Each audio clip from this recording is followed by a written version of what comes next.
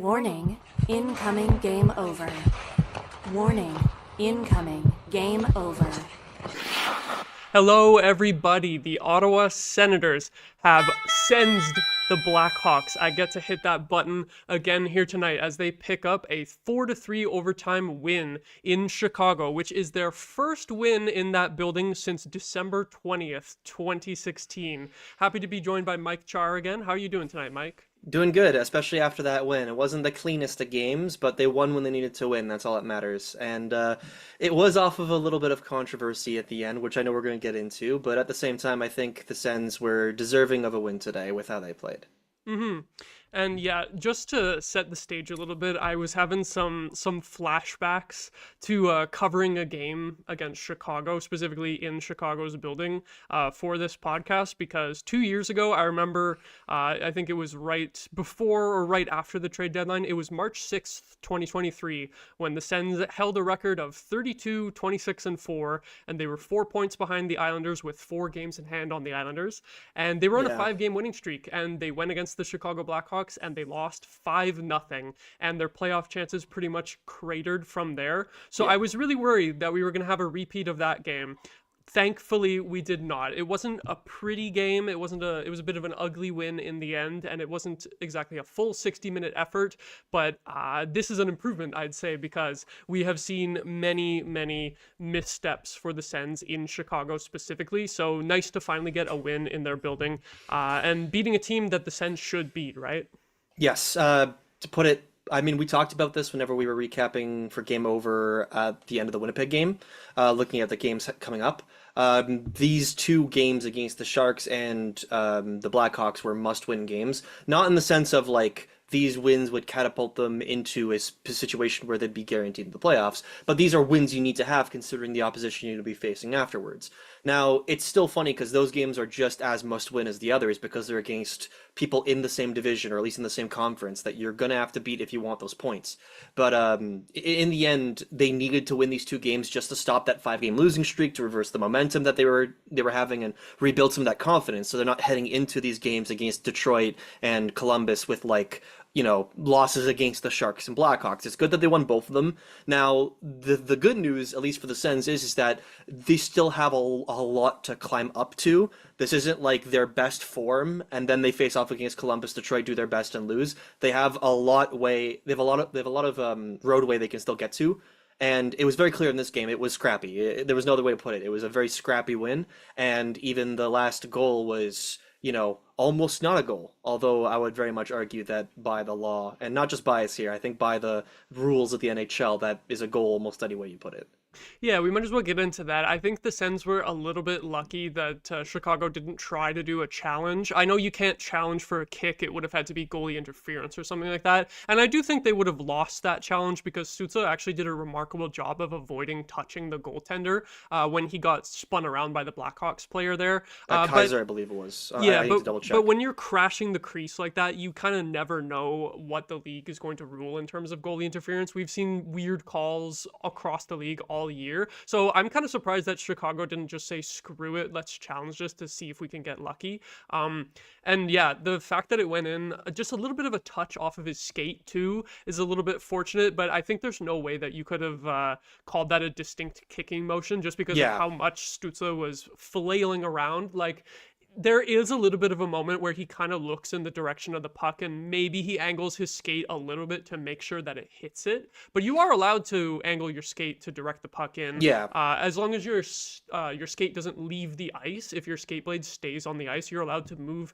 your boot in pretty much any way you like to actually direct the puck in. So a little bit of a fluky goal there, but it was a great play by Stutzle to steal the puck in the neutral zone. And he did a little toe drag. I think it was around Donato. It was around one of the Blackhawks forwards there, and then just made an absolute power move. I love that he just took the puck to the net instead of cycling around and waiting for his teammates, because there's a lot of passive play in 3-on-3. So I love that Stutzle just went right to the net and he called game pretty much. Yes, and it's so funny you mentioned that it's like a lot of passive play on 3-on-3 because that's effectively all Chicago did. They won the face-off, and they just did a lot of cycling in the Sens zone, didn't get any great opportunities, passed back, and then when they made one mistake, The Sens pounced on it, rushed it down the ice, and just went, we're going right to the net, and we're going to hope to get a lucky bounce, and they did. And now that wasn't their only lucky bounce of the game. We'll talk about one that happened on an earlier goal as well. But I feel like everything about this goal was not only an actively good move from the Sens side, but an actively bad move from the Blackhawks side. First off, the defenseman from Chicago let Stutzle get around him. Now, obviously, you can't count on the defenseman always covering Stutzle because Stutzle is so fast. But even then, the next good move from Stutzle is he drives the net instead of trying to go outside wide or go for a pass, which forces the Chicago defenseman to try and stop him. The Chicago defenseman, instead of actually trying to, play stick on puck, grabs him by the shoulder and spins him around. Now, Stutzle, because he's driving the net and wants to score, you said that he had his eye on the puck whenever the puck went in and he went off to skate, he could have directed it. Well, yes, it's also because he's trying to score. The whole point of him is that if he spins and loses his eyesight on the puck, he's no idea what's going to happen. And yes, he might angle his skate or at least get his skate close enough to the puck where it can bounce off and go in. But that, I don't think, was because he was aiming to kick the puck in. It's because he wanted to make sure he could see it and try and get anything on it. Whether it was his stick, whether it was his skate, whether it was if he fell down his knee. Like, I don't think it would have cared for him as long as it went in. And then even funnier, then the Chicago defenseman basically bumps into Soderblom, which makes it so that he's a little bit deeper in his crease, which means that he basically has to go full splits or do whatever he can to get to that puck, and he just can't in time because the puck is effectively using the momentum from the power move, and it just goes in off of Stutzle's skate. Now, for everyone saying, oh, it's kicking motion, I don't think it was. I think it was pretty evident that whatever motion came from his foot, while it might have been purposeful, it wasn't anything that couldn't have been pinned on the defenseman spinning him around. Like, exactly, he wouldn't have been able to do it. Position to actually use his skate there if he doesn't get completely spun around by the defenseman, like you said. And then, as you said too, you can't call back the kicking motion. You can only call back the goaltender interference. And I think that was blatantly not true. Like Stutzle, because of the way his skates were, it's almost like he was doing the even though this might be a weird reference. You know that what was it? There was that player, I'm completely forgetting. I won't go on the tangent too far, but I've seen so many players who try and do like crazy moves, do that thing where their left foot is like going forwards and their right foot catches a blade on the inside, so their whole body kind of swings in one direction. Sometimes they just completely fall off their skates and fall on their butt or whatever. But so Stutzle, because he was moved around, his skates kind of went in that direction, which meant his left skate, I think, was the one that kind of almost curled and then directed the puck in, but his right skate was behind him, which means that he was as far out of the crease as he possibly could have been given the situation he was in. Like, the only other way that could have been worse is if he just falls on his knee, because then his momentum just shifts him forward, right? There's no way that he can stop himself. He did everything he could to not get into the goalie, and I'm pretty sure the Chicago defenseman was the one who really pressed into the goalie more than Stutzle did. So because of that, I don't think Chicago had a merit to call. I agree. Why not? Because the goalie interference calls this year have been so random almost. In overtime too, you have in overtime where it doesn't matter. It doesn't matter in terms of like, oh, the downside is if it doesn't work, you get a penalty, which doesn't matter because you've conceded a goal and the game's over. So.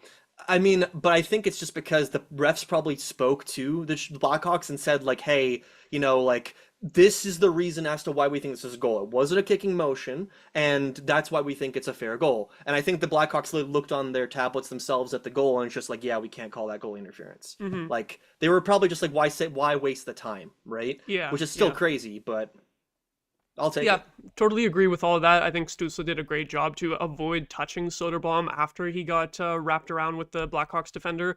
I think the only thing that really touched Soderblom from Stutzle might have been his stick, and sometimes you get goal interference where they say, oh, the stick pushed the goalie, but there definitely wasn't enough there for it to have been overturned.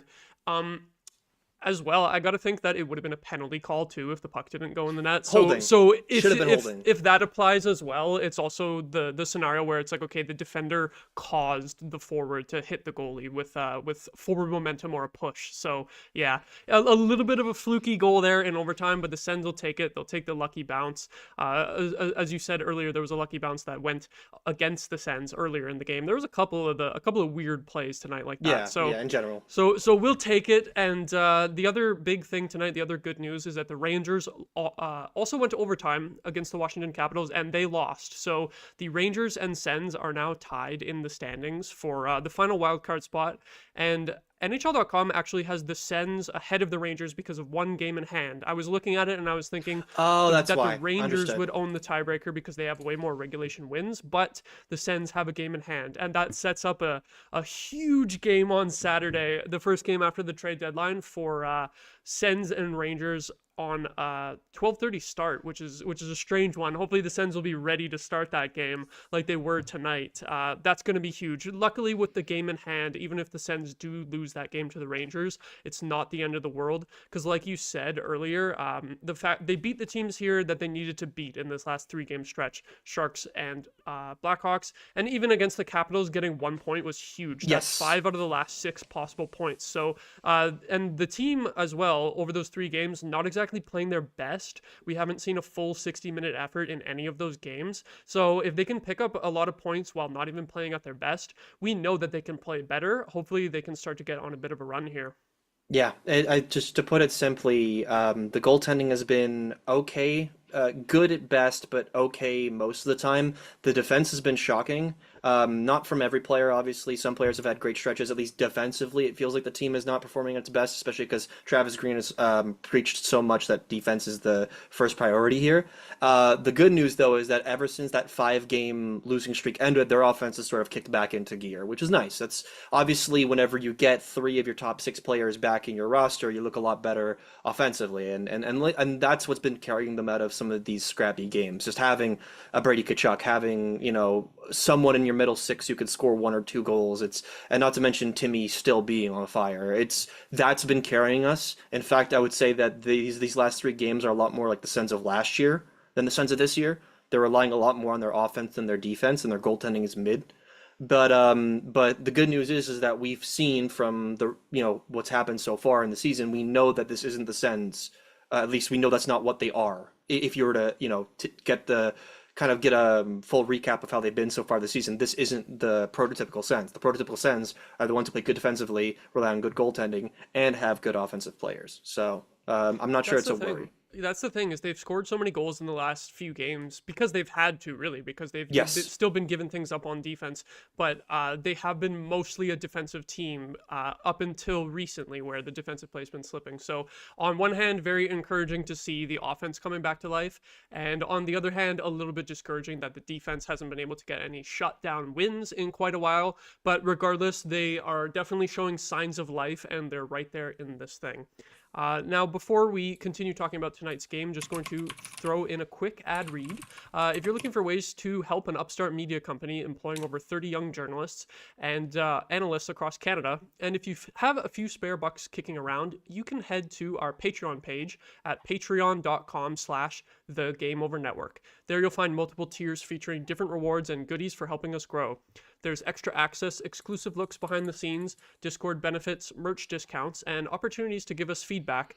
And you can join us for special shows live, where you can interact with hosts as we launch more ways to improve your experience.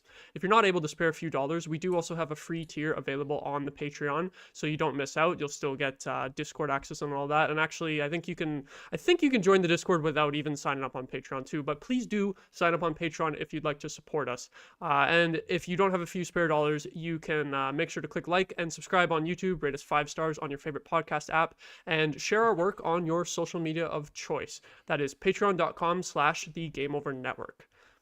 Now, talked about how the game finished in overtime. Let's run it back to the first period and talk about how this game started, because the last 2 games against the Sharks and Capitals, the Sens had issues starting on time. 2 goals early against the Capitals, and against the Sharks, they scored first, but it was like 10-1 shots at one point. So it was awesome to see the team just come out like absolute gangbusters tonight. I think it was 5-1 shots and like 7-2 shots early on, and Brady Tkachuk opened the scoring. He's now got goals in 3 straight games since returning to the lineup. What did you see in Tkachuk's game tonight, and the team's great start in general? It definitely tapered off towards the end of the game, but I think Tkachuk was one of the most consistent players on the ice. I think he's basically been on fire ever since he came back from that injury from the Five Nations face-off. Now, I feel like if anything, the connection that I've been really happy to see since, like over the past 2 games especially, has been Jake Sanderson and anyone who sits net front. because Sanderson, I feel like, has gotten a lot more confident just ripping the puck on net as much as he can. And obviously not like Travis Hamonic ripping the puck on net. Like there's a lot more selectiveness and it's a lot more based on how open someone is because he has the ability where he can pass, he can move, he can maneuver.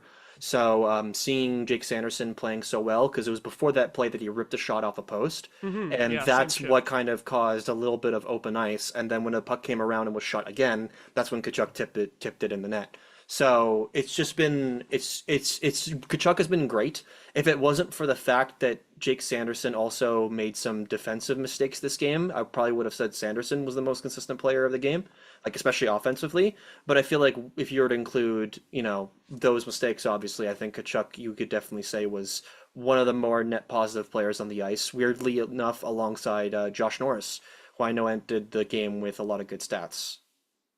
Yeah, the captain set the tone early with that opening goal, and glad you mentioned Sanderson as well because he picked up 2 more assists tonight, and he has actually been, I believe it's the highest scoring defenseman since when is it since I sent you the stat January earlier? 7th, I think. January 7th with 20 points. It might be 21 now, depending on, I think that stat was posted after his first point of the night, but not after his second point. So Jake Sanderson on absolute fire, and I think he's got like 7 assists since coming back from the Four Nations break. What an opportunity for him to get called up to that team too. I'm sure he was even more energized and motivated to play for his country, and he's come back and just played on an elite level since coming back. He, like you said, he did have a couple of defensive mistakes tonight, but I think his game was really good overall, and especially since Thomas Chabot had to leave, he missed about like the last 25 or so minutes of the game. Then it was Yeah. just Jake Sanderson on the ice for pretty much the rest of the game. After that point, you got to give him a little bit of slack for having to play that much. I didn't see what the final ice time ended up being, but damn, when Sanderson is on his game, it takes this team's offense to a whole nother level because really it's funny too because his first couple seasons he didn't put up that many points, but you're really seeing the offensive flair start to come out for him now. Which is the exact same trajectory he had in college. In college, it was the exact same. He was a guy who was known as a shutdown defenseman who couldn't produce much offensively, but he was known as a good skater, obviously because his dad was such a good skater at the NHL level. And then those final years at North Dakota, he really, just took off offensively. It's clear that him and Travis Green seem to have a very similar mindset where it's defense first, but once you've got that down and sorted, you can then progress to being a great offensive player.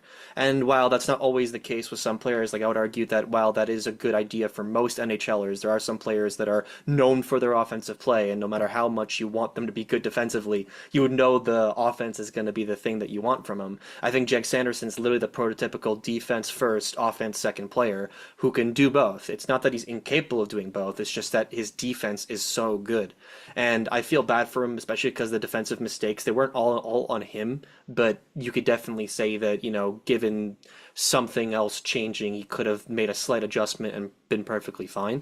And it's also a shame, too, because he had 2 assists this game, and I'm pretty sure he comes out as a -3. Because he was on the Damn, ice, did I'm he pretty sure, really? Oh my God. or not -3. Sorry, I'm -1 because he was on the ice, -1? obviously. Okay, Yeah, not too bad then. Not too yes, bad. but it's just one of those things where like he played so good offensively, and yet he was on the ice for an unlucky bounce and then 2 mistakes. Oh, you know So, what? You know what? He was actually even. He was actually a 0.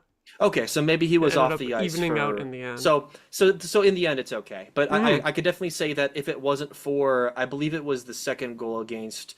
Not the PK goal, sorry. The third goal against was more of a blatant Sanderson mistake that led to the maroon shot, then no one covering in front. Like that is something I know he could have done better in. But even then, you could have pointed on a lot of people on the ice done better at that goal. But Yeah, it was we'll talk. it was We'll talk. multiple players on the ice messing up on that goal. We'll talk But about the first, right? yeah, The for the first one. first, in terms of the defensive mistakes, because despite the Sens' really good start, it did flip towards the Hawks for a little bit there when they got a 2-1 lead, 2 quick goals, and that first one specifically, you could say is a little bit of a defensive miscue, but it's also just a bit of bad luck where it really should have been an icing call. The referee waved it off at like the last second. I believe he even yelled icing as the puck was going down the ice, and then he waved it off when no one was expecting it to be waved off. Sanderson, I think, was the Senators player coming back for it, and he kind of stopped playing because he expected the whistle. And, you got to be on until you hear the whistle. So a little bit, you can have a little bit of a blame to him there for not like being on top of things and kind of expecting the whistle and letting up. But also Ullmark really could have covered the puck there too. He just kind of poked it away with his blocker, and then the Hawks forwards stormed in when Ullmark and Sanderson weren't expecting it to happen. So Yeah. a tough one there that tied the game up at 1, but really also just a fluky one, right? Yeah, and it's just a shame too because from the perspective of the ref, I can kind of see why he was confused on whether it was icing or not because it kind of went through two players, both a Sens Yeah, it was player like through and their a Hawks legs. player, and it, but it doesn't change. But if it does change trajectory, it changes so minimally that like it's a coin flip if you didn't see the play. So I imagine it's one of those things where the ref didn't see the play. His default idea is, okay, I don't think it changed direction, so I'm going to call it icing. But then after he sees it bounce, and probably off of some people on the bench yelling like, "That's not icing, that's not icing," like maybe from the Blackhawks side or whatever, he changes his mind, or maybe he just on his own thinks maybe I called that wrong. I'm going to make it not icing. But I just feel yeah, it sucks because the Sens didn't play to the whistle, and it cost them immediately. And it's also a shame too because I feel like the first goal that the Sens have given up, like it was the giveaway from Batherson, the giveaway from who else was it? Like it feels like every game in the past like 4 games there's a mental mistake goal that costs the Sens. But Yeah. this time it happens. It was more so a ref mental mistake that also was a Sens mental mistake. While the other ones, the Batherson giveaway against the Canadians, can't really blame anyone else but Batherson. Like And the goal against Washington where all the forwards got off the ice, the bad yes, line oh change my too. God. There's been a lot of those lately where it's like these are avoidable plays. It's not because the opposition made a great play against you. It's just these mental things, right? That sometimes affects the Sens. And thankfully, it would have been, but in my opinion, I was still okay about it, even whenever they did that, and even after they even conceded the PK and the goal there, because they scored first. Because I feel like a lot of their momentum in the most recent games has been like, we go down heavy and we have to fight our way back. And now heavy might mean 3 goals like they did against not the Sharks, sorry, the Capitals. But then against the Sharks and against technically the Chicago, it was only 1 or 2 where it feels more within reach. And because they scored first, I felt like they were a lot more comfortable. Like, okay, we can fight back. We can manage this. Now, were they confident throughout the whole game? I can't really say so. I can't really say as a fan I felt confident throughout the whole game they were going to win.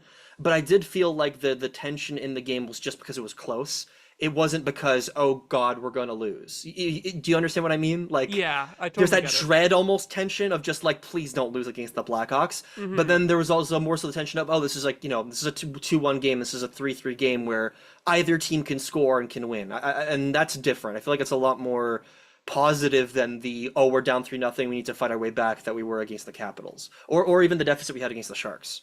Yeah, we've talked a lot this year about the Sens' hilarious record when scoring first versus their record when they don't score first. I'm not sure what that's at now, but you can really see the difference that if they beat the goalie early in the game, then it feels like they get that confidence in their offense and they're like, okay, we can score some Like goals tonight. we've solved them. We've solved the problem. We just need to continue to press it, as opposed to like we haven't solved the problem yet. Exactly. Then those games where they go down 1-0 or 2-0 or like 2-1, it feels like if they don't score first, then it's just like they're trying to claw back the whole game. So it was nice to see them actually have a good start for once. But the Blackhawks did get their only lead of the night.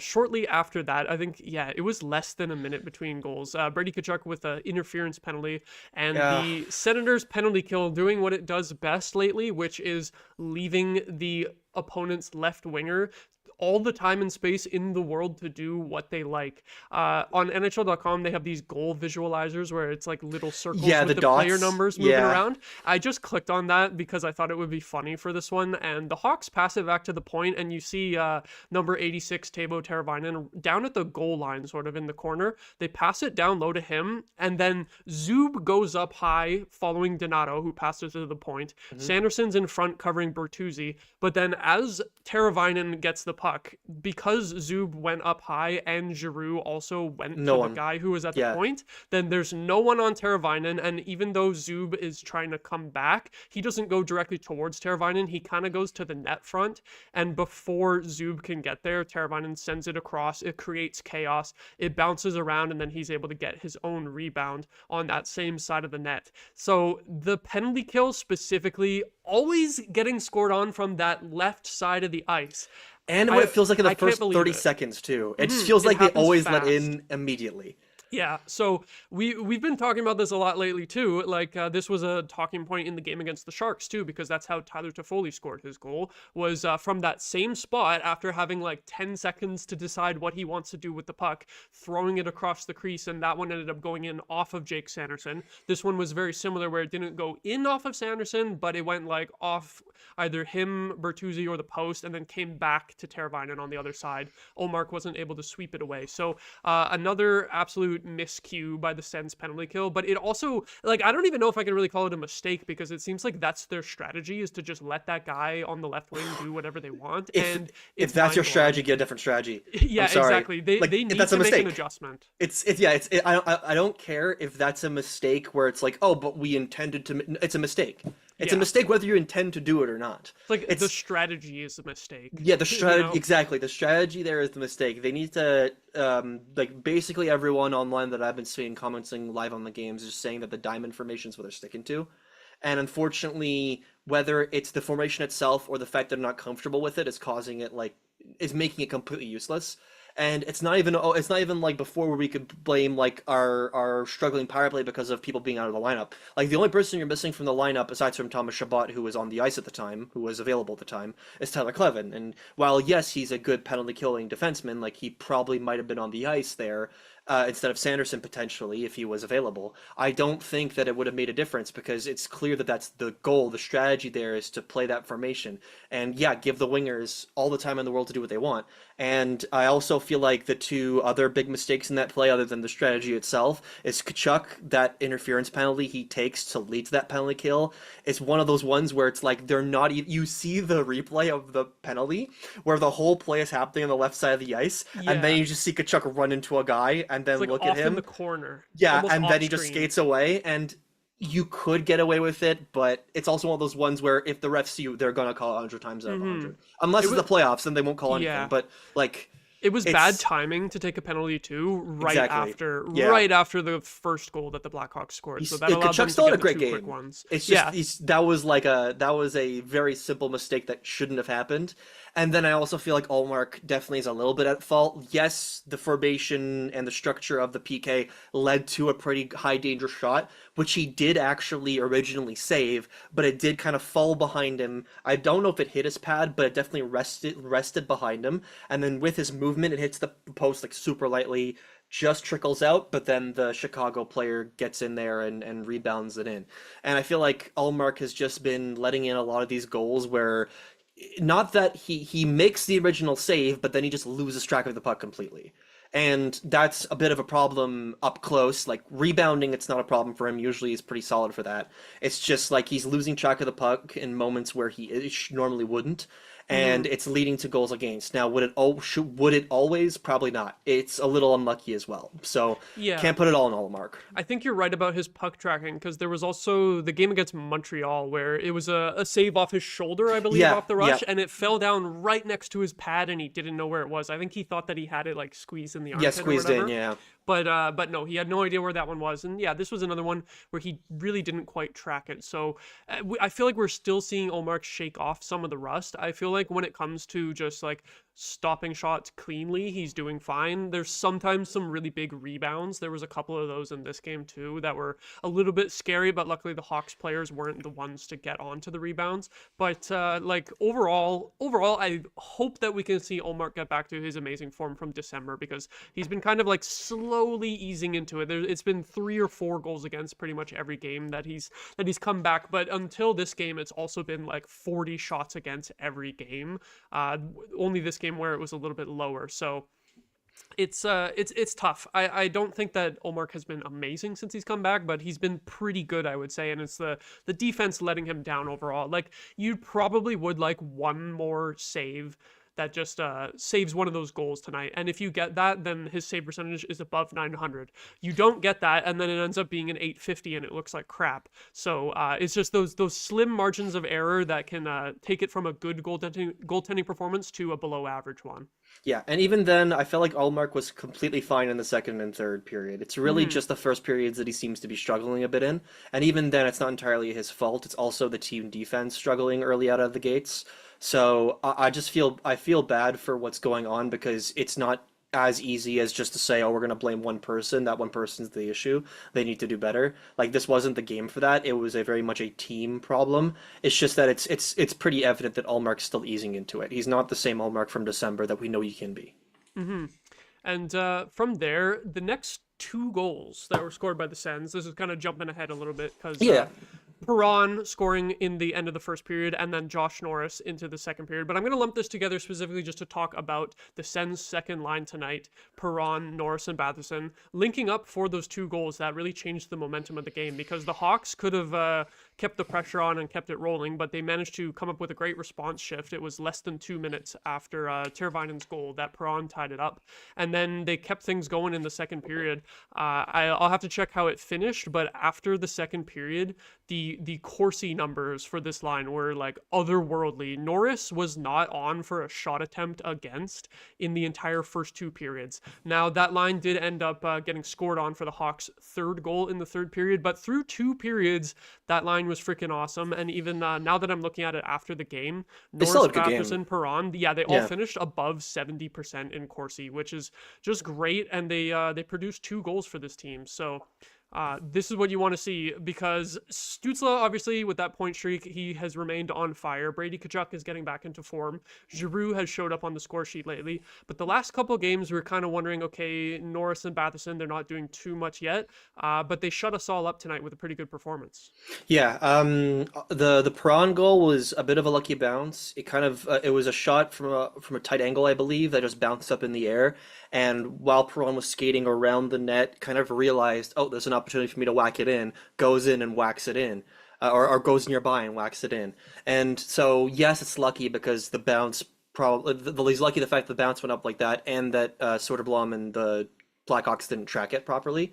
But also he was an opportunist. He very much took advantage of a moment because if he misses the whack, obviously that probably doesn't go in. So it's still a really good goal in terms of taking advantage of a lucky bounce that went in your favor. And not Hmm. to mention too, it's also great for Perron. Perron has been someone that, even in the game against Winnipeg, I remember talking about him as like he's kind of been a non-factor unfortunately in these games, but this game was a great example of those two big off-season signings of David Perron and Amadio having a really good game. Yeah, they were And both really good. they were both really good. And Perron was constantly forechecking. He was doing some good hits on the offensive zone. He was keeping possession alive, usually making it so that Batherson could have the puck more, so Norris could have the puck more. And then he scored on his basically best opportunity of the game, aside from a couple of point shots or outside shots. So Perron, great game. Keep it up. Basically, all I can say about him. I'm glad to see him doing well because if he starts ramping up, if this the season goes on, we have so much better depth scoring, especially.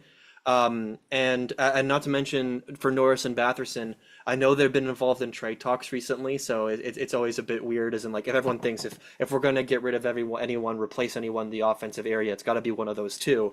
But if there's one thing that we haven't seen in what feels like eons that we saw today, it was a Josh Norris right hash marks one timer that goes straight in. And the best part is I remember even the commentators saying that it was a bit of a tight angle for Norris, but even it's probably because like me, they weren't familiar with like, oh, he can still do that. That's not something he's completely forgotten how to do.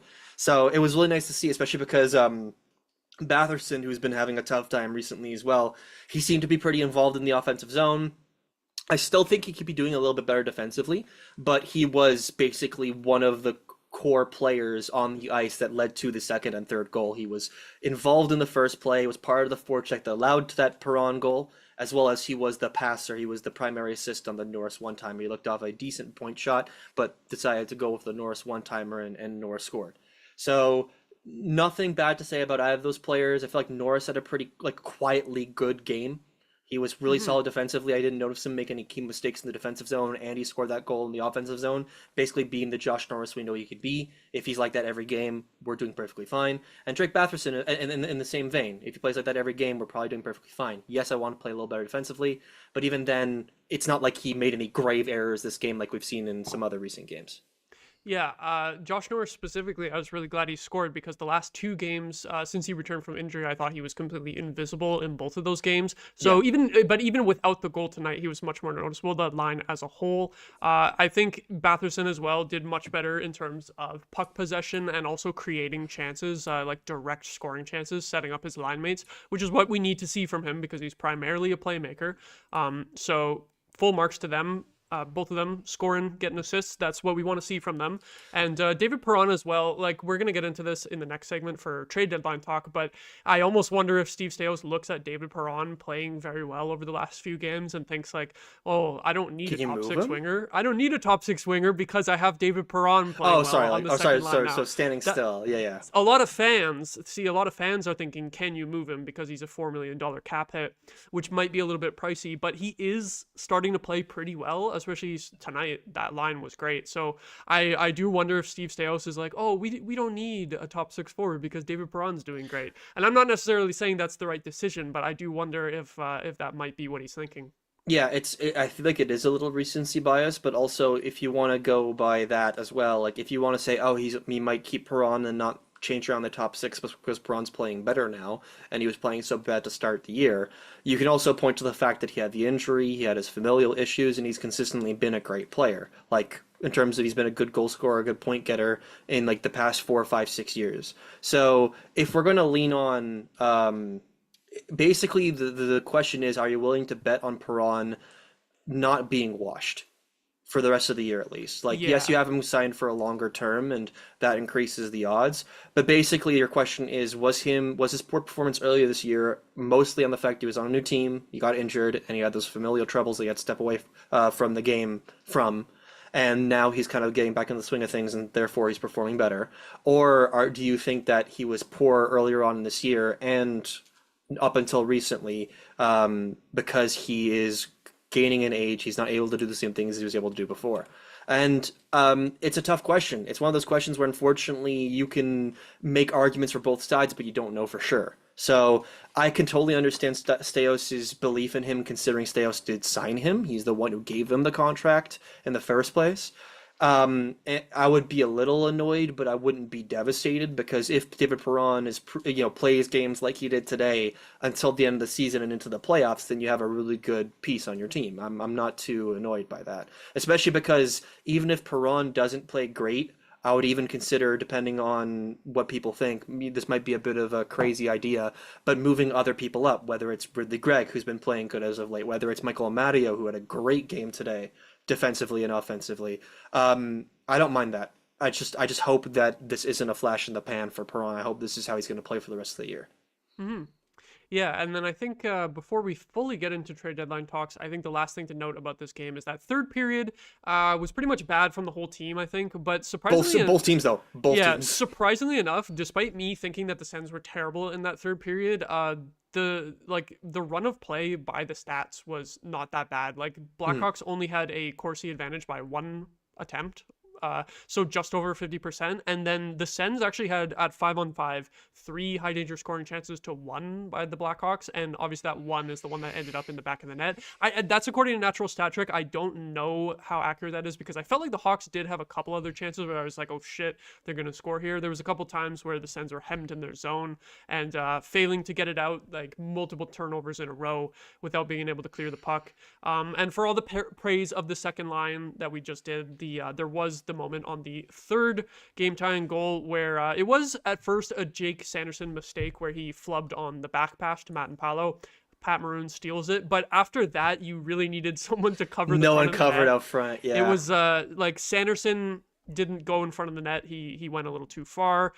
David Perron went like right next to Jake Sanderson, so then you're both covering no one.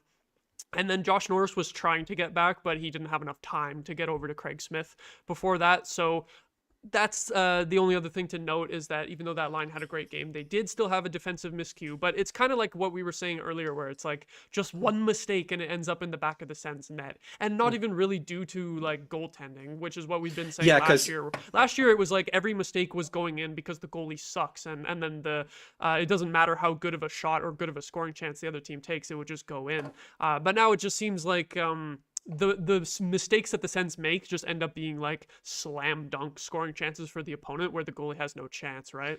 The mistakes they made in this game, literally, it didn't cost them a point. It cost them giving up a point to the Blackhawks. It just happens to be that that doesn't matter because the Blackhawks are so far behind in the Western Conference, and the Sens are fighting for a playoff spot. So thankfully, because of how they played in overtime and they got effectively their first goal on their first chance, it ended up being fine in the end. Yes, it was an ugly win, but you could very easily point to the icing goal being something that, 9 times out of 10 gets called an icing, and therefore the goal doesn't happen.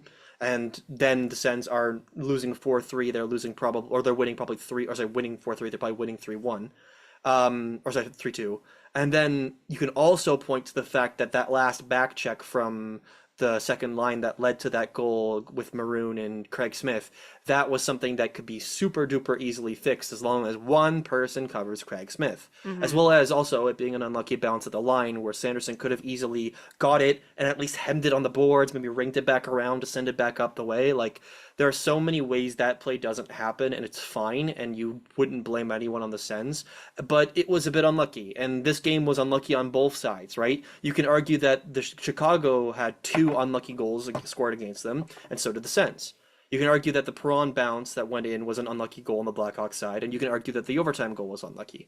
But then you can also argue on the Sens side, like I said, the icing goal, and I would argue the luckiest goal that Chicago scored probably was that Craig Smith maroon goal, just because one Sen covering Craig Smith and that isn't a goal. So I'm not too bothered. I am a little annoyed that the Sens are playing a game against the Blackhawks so close, but I'm also pretty overall happy with what they played. It's just the defense, the team defense needs to be better. And I think they know that. Even Timmy spoke after the game, after he scores the game winner. He says, "Oh man, that wasn't the best game from all of us. I think I've personally thought I played terrible." That's so and funny. Just because obviously if there's one person you would point to over the past 2 months and say, this is probably one of the best players on the team, it's Timmy. It just so happens to be this is one of his worst games, and even then he scores the OT winner. So I feel like the Sens know this wasn't a good game from them, but they accomplished the task they needed to, which was get the 2 points. Yeah, I think that sums it up pretty well. The first 2 periods, I'd say, were good overall, like a solid 7 out of 10, 8 out of 10 road game, especially once you get that 3-2 lead after 2 periods. It was the third period where it slipped because, as we mentioned earlier, with this team primarily being a defensive shutdown team, that's how they've gotten most of their wins this year. You would have liked to see them be able to like pull that one off in regulation against the Blackhawks, considering that you went into the third period with a lead. Just one mistake ends up in the back of your net, and then it requires OT. But luckily, Timmy Stutzle pulled it off. So we are not going to complain too much because a win's a win. And like you said, for both teams tonight, it was like a bit of luck on the goals, a bit of fluky plays on some of the goals. So I think it's not too much to read into the fact that it went to overtime against a bottom feeder. I think the Hawks played well. You got to give credit to them. Sens played pretty good, not their best. Hopefully they can continue to trend up from here. Yeah, I think the 2 biggest notes, if you're the Sens, that you take from this game is that you need to improve your penalty kill, because that's I think it was literally 1 for 1. You conceded on the only penalty you took the whole game. And I feel like, especially because they've let in 8 power play goals in their last 9 games, I just feel like that's enough of a pointer where you can point to that and say, like, no matter what happened this game, that's something we need to improve on. Yeah. And then the second thing I think that's very evident that we need to improve on is just defensive breakdowns off of bobbled pucks. Now, obviously, you can't always play around it because it's kind of like the nature of bobbled pucks. You don't know when they're going to happen, and they catch you off guard. It's just I feel like sometimes the forwards aren't back-checking correctly. They're taking things for granted, and you're trying to hope that either your defense can bail you out or your goaltending can bail you out, which, while some teams still do that and it works if you have a good enough goaltender, if you have a good enough defense, the Sens right now, not overall throughout the year, but the Sens right now are still trying to get back to the way that they were at their best this year. So those are the 2 kooky things, just penalty kill defense and overall team defense, but their offense still looks good. In fact, it's a lot better than it was during their 5-game winning streak, which is one of our biggest worries. Like, how can a great defensive team be like net negative offensively and lead to so many losses? And then obviously you could also point to goaltending, which, as we've mentioned, is not the problem. It's unfortunately one of those things that's getting worse because of the other issues, because of the bad PK, because of the bad team defense. So as long as the team looks over those two things and improves on them, they should have, they should improve a bit. And unfortunately, they're going to need to, considering their opposition coming up. Mm-hmm. Yeah, now before we get into our next segment, just going to say, if you're enjoying the show so far, you probably want more of this, right? Make sure you hit the like button on this video, click subscribe on our channel, and make sure you check the notification bell as well, which will alert you when we go live, when our shows actually start after the game. If you're listening to the podcast after the fact, please give us a 5-star rating or even a positive review on your favorite podcast app. If you really like us, make sure to follow us on your favorite social media platforms as well. You can find Game Over Network on Blue Sky at thegameovernetwork.com, on TikTok and Twitter at GameOverNHL, on Instagram, Threads, and LinkedIn we are at Game Over Network. And you can find all of our hosts for Game Over Ottawa, all of our social medias linked in the description of every episode if you'd like to follow us elsewhere as well. And you can also find the GameOverNetwork.com where you can sign up for our upcoming newsletter. Now, into the third period for tonight, we have to talk about the trade deadline because this is the Sens' last game before the deadline. And before we get into specifically who we think the Sens are targeting or what they should target, I was thinking about making this its own segment tonight, but I figure we'll just lump it in kind of at the beginning of this one here, is that there have been rumors about both Josh Norris and Drake Batherson. I believe it was Frank Saravalli saying that if he thinks the Sens would move anyone, that they'd like to move Josh Norris's cap hit. And then it was Bruce Garrioch saying that other teams are calling on Drake Batherson, specifically other teams, not that the Sens are currently shopping him. Mm-hmm. So those are two names that are out there heading into the trade deadline, but I think we'd probably both agree that if you were to move either of those players, that would be more of an off-season move, especially if the team ends up missing the playoffs and you want to make a shakeup. Yeah. I think that if the last 3 games for the Sens went really poorly and we didn't claw back into a wild card spot, I would be more considering looking at moving one of those guys at the deadline. But I think as it stands right now, it would be too much of a shakeup to the locker room, right? Because these guys are a huge part of the core. We know Norris is best friends with Brady, best friends with Chabot as well, and Batherson has came up with the core of this team as well. So I feel like we can probably count those out as like moves that would happen right now. It's more of a summer thing to consider either of those, right? Yeah, I think that there are 2 players that no one's mentioning that I could totally see being traded at this trade deadline. Completely different reasons, in a sense. I think we could see, actually, we mentioned it very lightly. There is the chance David Perron could be traded just because of his current situation with the Sens, where he's someone that hasn't performed up to standard. He has a long-term contract with the team. He's taking up a good amount of the cap. But I could also see him not trading him because he's performing better. Now, the one name that I know hasn't been mentioned by anybody, but I could totally see as a move the Sens could do is selling high on Adam Gaudette. Because Adam Gaudette is someone they picked off of basically nothing off the offseason, and he's played so well up in the first half of the season, and he's sort of tapered off in the second half. But if you're looking at the stats, he's still been a very good player. He's a plus player. He scored 16 goals. He's someone that very easily could add on to a more, like, let's just say a championship team. We're not talking about a playoff team. We're talking about, like, kind of how Tampa Bay picked up Bjorkstrand and Yanni Gourde earlier. Like, I know Gaudette doesn't have playoff experience the same way that Gourde and Bjorkstrand do. But I feel like Gaudette's kind of a sneaky player where you could definitely get a higher value from him than if you were to trade him at any other time in his career.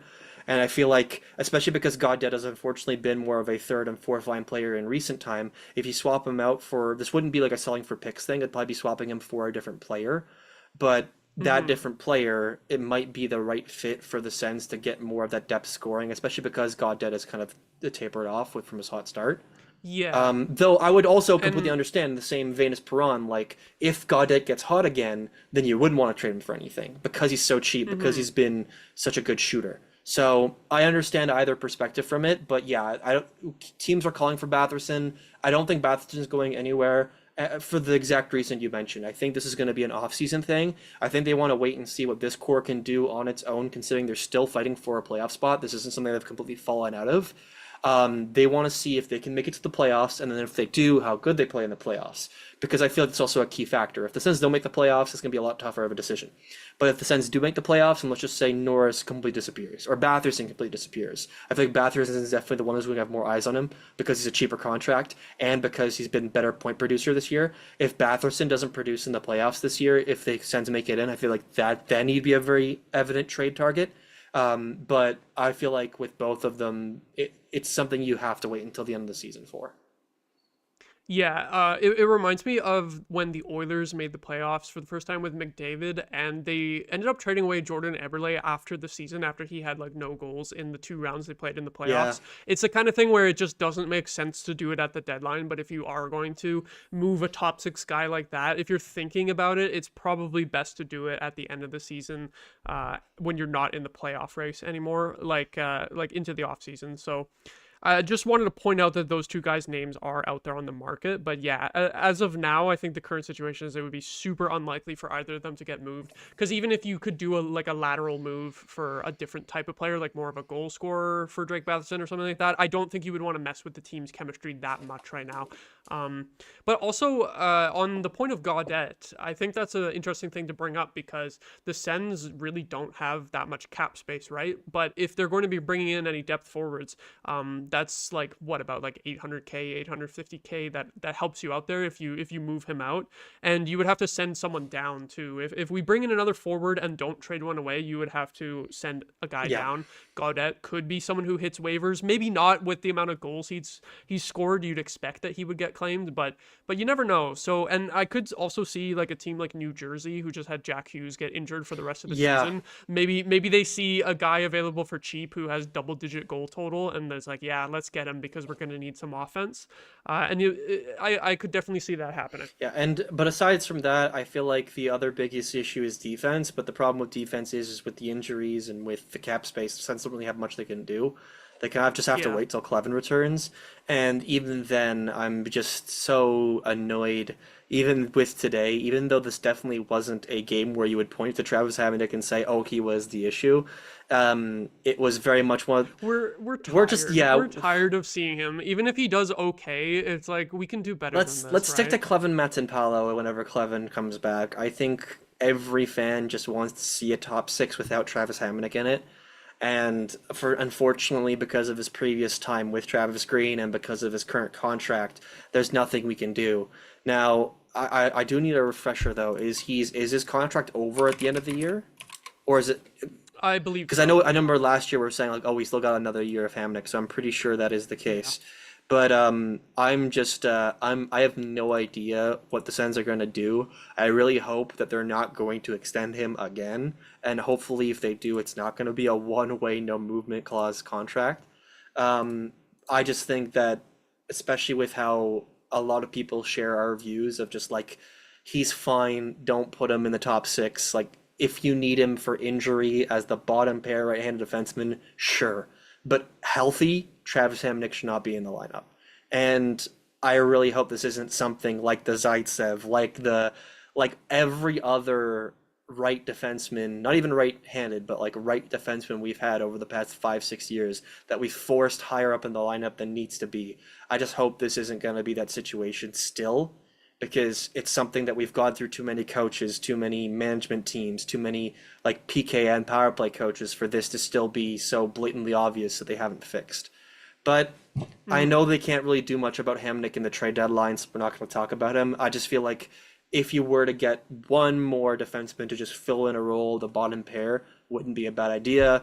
But the likelihood of that happening is pretty low, just because of the cap space. Yeah, I think if anything were to happen on defense, maybe they would move Bernard Docker for like a left-handed shot if they think that it's going to be a while until Clevin is back. And normally you wouldn't want to give up a right-hand shot for a left-handed shot because it's so hard to get a good right-handed shot defenseman. But just in this situation, they have Hamonic, Matinpalo, JBD. It's too many of them for that third pair there. So I do think that if Clevin is going to be out for quite a while now, if he's going to be back within the next couple of weeks, it's fine. They can run with what they have now. But if he's going to be out for a while now, you might want to swap someone out, one of those right-hand for a lefty. Even if it's something as simple as swapping Bernard Docker for an AHL level left D, or Yeah, right D, just to have an just so option. then you can swap them and have it so it's like, oh, the player that you got in the trade is can be moved through waivers, no problem. Because honestly, there are a Hmm. couple players in the AHL I wouldn't mind seeing. I liked Sabrango in his short stint whenever he was here. I wouldn't mind seeing him at the third pair lefty spot while Cleven's out.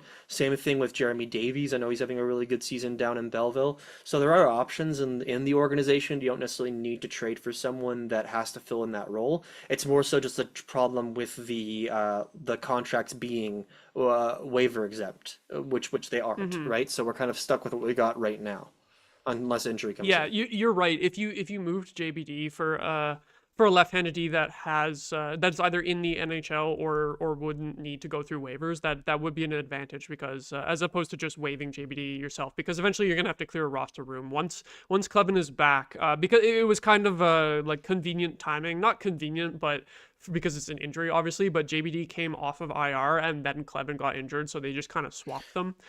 If you had all of those guys, if you had JBD back on the roster as well, you would be like at zero cap space, Yes, yeah, right? you would be completely And flat you out would the have like cap. an 8 defensemen on the roster too, which is too Yeah, many. so I don't mind it if they have to trade one away, but the likelihood of them improving is pretty low just because in a perfect world, at least in my perfect world, you'd have Clevin, JBD as the bottom pair, and you'd have Matt and Paolo in the minors. So I really hope that's the case whenever everyone comes back healthy, but the likelihood of it just being Clevin Hamonic is something that is probably going to happen. And that leaves a bad taste in my mouth, but I also think that maybe swapping Hamnick in and out with JBD in the future wouldn't be too bad. Like, I would rather you keep your best player in heading into a tough stretch, but we'll have to wait and see. Hmm. And then the main thing that most fans are looking for Steve Staios to do at the deadline is to acquire some forward help. And there were 3 names thrown out there by Bruce Garrioch in his article today, and we'll go through them real Mhm. quick. I think one that we can kind of go through our thoughts on quickly is Scott Lawton, specifically because Philadelphia is reported to want a first round pick for him. So right away, I say Yeah, no, hell no, it screw seems like that. Like, everyone is too. Like, not worth other it. teams who have Yeah. been interested in Scott Lawton as well are like, yeah, we're interested in him, not for a first. Yeah, for a second, sure, but not for a first. And then, like, I don't know how much as well we would want to say about Brandon Tanev either. Um, The Sens have been pursuing him for a while, so I could see him being the move that they make. But probably, I would only want to pay like a mid-round pick Yeah, at most. as long as the price isn't too high, I'm completely fine with the player. I think he's proven himself as a really good Hmm. bottom sixer. He can even fill in like on the second line, like for a game or two if he needs to. Just because he's a high energy guy, he's really good at driving. He's really good at forechecking. He's really good at skating. The only thing with him is, yeah, I feel like if we were to give just a second or a third and a fourth for him, I wouldn't be too annoyed. It's just one of those things where, yeah, this is one of the rare times in Sen's recent history where buying at the trade deadline might make sense. So getting a Brandon Tanev would be cool, especially because that way, if any of your bottom sixers aren't performing up to scratch, or even, let's just say, David Perron, I wouldn't mind trying Brandon Tanev and seeing if that works for that line, especially because we know Norris and Batherson are at least top six quality. You don't necessarily need three top six, or you don't necessarily need a second line of like three top six quality players. Sometimes it's just a matter of finding the right fit, like find the right left or right winger to put in that group, right? So if Brandon Tanev is who they think might fit that top six well enough, or the bottom six well enough, I think that's completely fine. Plus, I know he's pretty flexible. I'm pretty sure he can play both wings. I might be wrong about that. So I just think just having so. someone who could do that, I think would be great. And I think the next name we've got to mention because we saw a lot of them today. Yes, so obviously the name that Senators fans have been looking to acquire for a while now is Ryan Donato. He scored against the Sens tonight, the Blackhawks' first goal of the night there, and he's been on an absolute heater Mhm. lately, which is making me worried that his trade value has skyrocketed because like about a month ago we were thinking like, oh yeah, get this guy for like a couple of third round picks or a second round pick, and I'm hoping that we could still get him for like a second round pick maybe. If it ends up being a first round pick price again, just like Scott Lawton, I wouldn't really want to pay that just because the Sens need to keep some first round picks right now. I don't think they should be on the Yeah, table at all, especially because we don't know what's going on. especially since the Yeah, one that we're gonna lose, right? Um, I would, if I was to pay a first, I would definitely take Ryan Donato over Scott Laughton, Yes. just because way better offensive production. And we saw him tonight actually playing center. We were thinking if we acquire him that he would slot into that left wing spot in the top six, but he actually played great tonight as a center, kind of driving his line. Like he was the puck carrier, bringing the puck up the ice on all of the breakouts when he was on the ice. So I like that he's versatile. If Norris or Pinto gets injured again and you have Donato, check what his- like he would start on the wing, but you could slide him into the C spot for sure. I'm curious, what is his contract? Okay. He's $2 million and it's expiring, so you could get him. You could fit him in real. Yeah, easy. I honestly, something that I could totally see that I'm not sure if Chicago would be interested in, because this probably wouldn't be a player they'd want to keep for a long period of time. But depending on what picks would be offered, I think a really key piece that could happen, the Donato deal, would be Gaudette. I think that would not be a horrible idea, especially because the franchise, Chicago, has already been familiar with Gaudette in the past, as well as Gaudette's been a lot better recently in terms of his career. Obviously, I think it was a career high in goals already just with the Sens. So I feel like Gaudette would be probably a part of that deal just to make the numbers work in the first place. Now, what is included with that, we don't know. If it's like Gaudette in a first, I'd say it's a pretty tough decision. But if that's something where like that's the best offer the Chicago Blackhawks are getting because everyone knows his price is being skyrocketed because of how he's playing this year, I feel like that's very much an offer I would consider. I'm not sure whether it's something I would guaranteed take.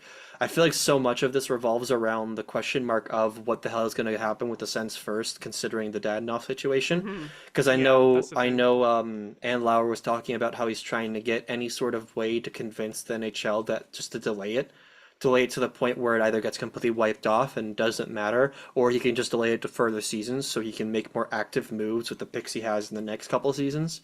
I feel like if it's still a situation where Ann Lauer has no idea, they're not going to trade it. And if they're not going to trade it, then I don't think they can get it to Donato. I think it's that simple. The only other way I could even see it working is them trading like 3 second-round picks.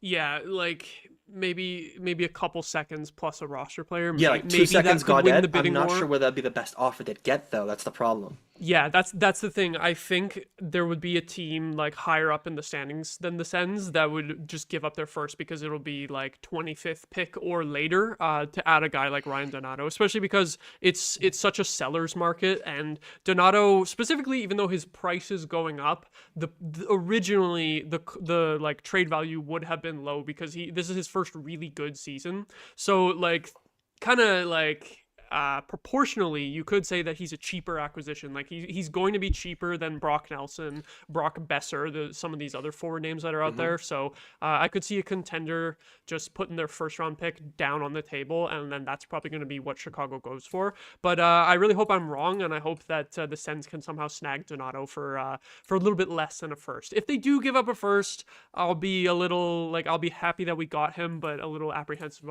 about the cost though, because this team's prospect pool really sucks, and we need to keep some picks. Yeah, I think that's where we could probably end it off for the Donato discussion. Though there is one thing I do want to say. The NHL officially posted why that Stutzle goal counted. Do you want me to read it? Oh, really? Yeah. That's interesting. Go for it. This is from Bruce Garriock. But he basically sent a message and the NHL responded. Video review supported the referee's call on the ice that the puck deflected off of Tim Stutzle's skate and entered the net in legal fashion. Furthermore, a challenge initiated by the Situation Room for goaltender interference determined that the actions of Chicago's Wyatt Kaiser caused Stutzle to contact the goaltender prior to his goal. So they're basically saying that, yeah, Kaiser made it so it wasn't, like, Stutzle couldn't do anything to avoid the contact with the goalie. And basically so that's it. Chicago didn't even need to challenge Because for goal interference because the league was already looking at the league it. was already looking at it, Okay. and they basically got a response from the league right away saying, yeah, that's not goalie interference. That makes sense. I think that's about what we were thinking at the beginning of the show. I just didn't realize that that the league would look at both of those things right away. I would have assumed it was that they would look for a kick and then leave it up to the team to challenge. But there is those, like, I guess there's those automatic challenges. I think it's like within the last couple minutes of a game. Yeah, they or automatically overtime. send it. The league just looks at everything right away. I know that I've seen goalie interference challenges in overtime though, so I don't know like what scenario ends up in that. Maybe they still could have challenged and said like, "Hey, look at it again." I don't know, but they were told that they did look at goalie interference anyway, and they said you're probably not going to win that challenge. So Chicago decided there's no point. The reason why you might be thinking that there has been goalie interference calls in overtime was probably from moments where it wasn't leading directly to a goal. Like it might have been something where the goal was after it, and so they had to check the situation, or it could be something else entirely. Or it could also be one of the situations where, like they call the goal a good goal because of the kick, but then the team wants to challenge goalie interference. Like, you get what I mean? That could be a That's what I situation. thought might have happened today, but I guess they got it all done in one, which is good because I don't like those scenarios where the ref announces one thing, does a review, announces another thing, and Does then another goes and review. asks if they want to challenge, and then it's too much. It's too much. So when they can get it all done at once, that's good. I think before we wrap it up tonight, just still on the topic of trade deadline, we got Matthew in the chat sharing some of his thoughts. He's saying that he really wants to shed Forsberg's contract and get Levi Merilainen up here, Which I understand.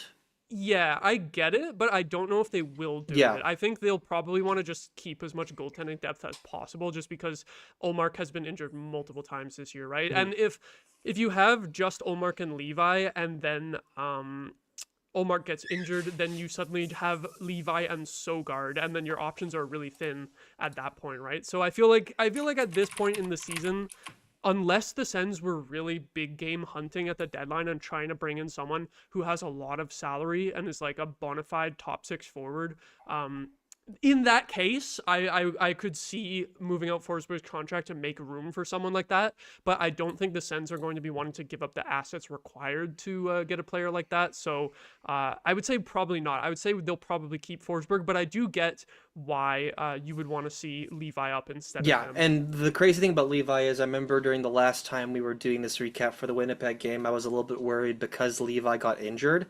It was just a concussion, thankfully enough. He returned to play not too long ago and had a great performance, a couple of good performances in Belleville. So it's nice to see that Levi, even with that slight little bump that he took, that he's still performing great. It gives me even more confidence that if one of our two goalies needs some time off, then Levi can come up and we can probably do fine. But then again, that does also bring the question, what do we do with Forsberg? Because the second thing, and another good reason why is to think that trading Forsberg may actually be a good idea, is because he's an expiring contract. The fact that you can get value out of him. There might be a team looking for a backup. Yeah, just because getting value out of him so he doesn't just walk away into free agency, like that's something you already probably might be thinking of even before the idea of can we use him to get someone better. And I feel like those two things do blend together pretty well. Like Matthew's idea of trading Forsberg and Gaudette and a pick for someone probably isn't too far off what might be going on. But whether that player is Donato or someone else entirely, we don't know. I know obviously the Sens were linked into Yanni Gourde. That didn't end up happening. He got traded back to Tampa. And Donato is probably the next best player available. So if the Chicago's interested in both those players, maybe we can avoid giving away a first. But I feel like the management here for the Sens, they're way too worried about losing the first to use it in any sort of deals right now, unless the player they know is someone they can keep, let alone be useful. Like if it's someone that can be useful heading into a playoff run, cool.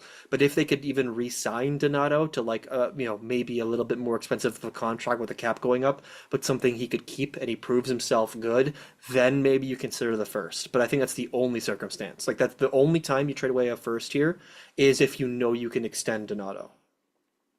Yeah, I think overall, I think this team should be able to make the playoffs without a rental player that requires giving up a first. Yeah. Like, even if they don't get Donato or someone else who would cost that much, I think this team should still be able to get into the playoffs. And that's like the main goal for this year is just get in and then build off of it next year.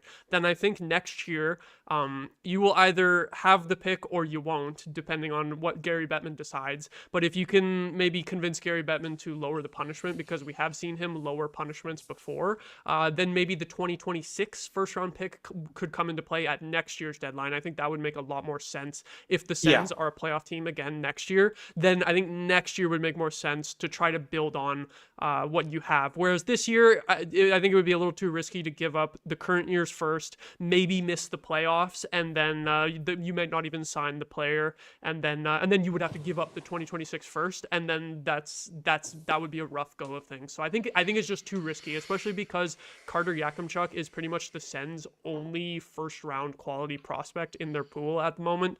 Even considering other players who were drafted outside of the first round, we don't have anyone who's really trended up to that point, right? So they gotta be able to add at least a couple more guys. I don't think they should be selling all of the top picks just yet. Maybe next year. Yeah, and speaking of next year, I think this is one last thing we can end off of, which is really crazy thinking. The last message Matthew just sent. Maybe we get Rantanen in the offseason with the cap God. going up. That would be crazy. I don't think that's going to happen. But considering the cap's going up and considering the Sens aren't like insanely over the cap, they're basically at the cap right now. They're going to have a good amount of space.